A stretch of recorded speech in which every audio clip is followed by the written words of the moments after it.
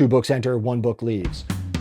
The author of this book is a filmmaker, and he makes films that are extraordinary. He creates a world that functions like our world as if we were dreaming it. This book is filled with aphorisms. It's basically a elongated pamphlet about how to lead a creative life. And it's not without value. It certainly doesn't give insight into his films, but it does give insight into the way that he led a creative life. The author of this book was at D-Day. He was on the beaches of D-Day. He fought his way across Europe. He was there when they opened the concentration camps. He was there on VE Day. Then he was part of a rare group of soldiers that were actually then sent over to the Pacific and fought in the Pacific. This is a guy who had seen the worst of humanity. This is a man who witnessed the most violent horrors that anyone could ever conceive. And when he came back from World War II, he didn't write The Naked and the Dead. He wrote this book. I read it in high school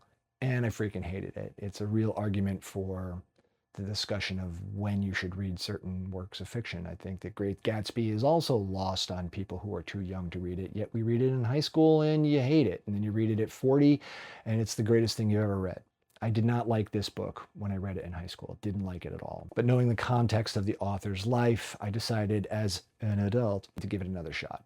And I'm glad that I did. You may have already guessed what this book is. It's the one about the snotty kid who spends a weekend in New York and criticizes all the adults for being phonies. This read through, this book was a revelation to me. I'm so glad that I went back through it. It is absolutely a brilliant work of art. It deserves to be in the canon. Catcher in the Rye is absolutely fantastic book. I also love David Lynch. I didn't love this book.